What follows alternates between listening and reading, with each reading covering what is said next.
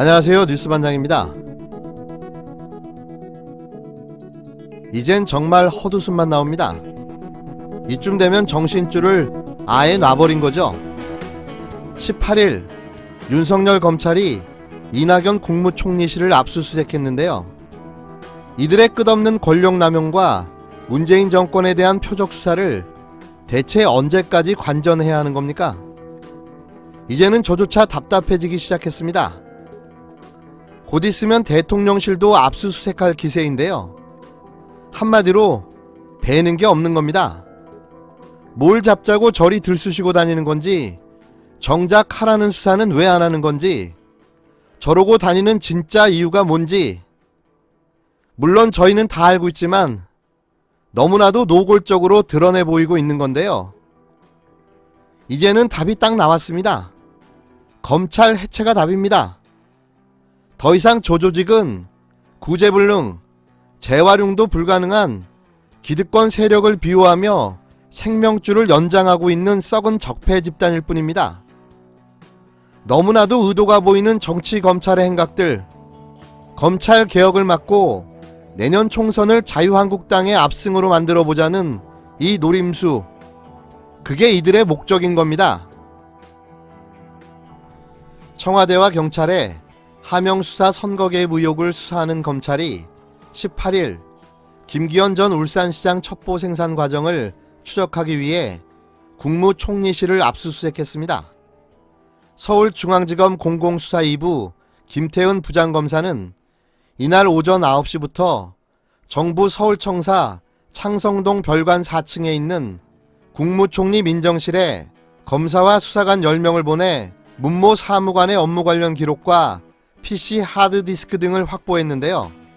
문 사무관은 청와대 민정비서관실 행정관으로 근무하던 2017년 10월 송병기 울산시 경제부시장으로부터 김 전 시장 측근의 비리 의혹을 제보받아 첩보 문건을 생산한 걸로 알려진 인물입니다.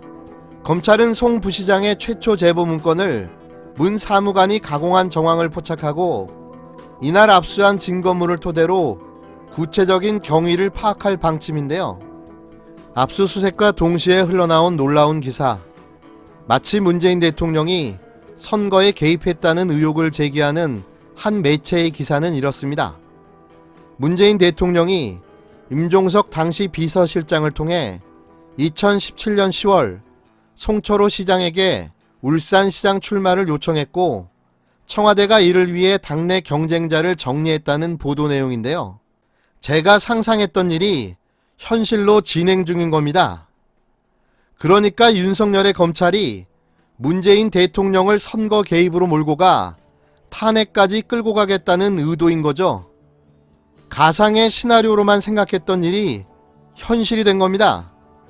이에 대해 청와대는 수사 중인 사안에 대해 확인드리지 않는다고 밝혔는데요. 검찰이 의도를 가지고 언론에 흘린 기사로 판단됩니다. 이 매체는 지난 6일 송 시장의 측근 송병기 울산 부시장의 직무실과 자택 등 압수수색을 통해 확보한 업무 일지에서 이러한 취지의 메모를 발견한 것으로 알려졌다고 보도했는데요.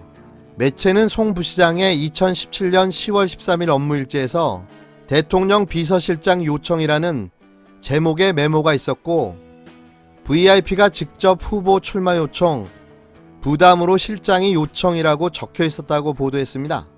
또한 11월 초 작성된 메모에는 송 장관, B씨건, 중앙당과 BH, 비제거, 송 장관 체제로 정리라고 적혀 있었다라며 매체는 이 메모가 당내 경선 과정에서 송 시장의 유력 경쟁 주자를 정리한 것이라는 해석이 가능하다고 주장했습니다.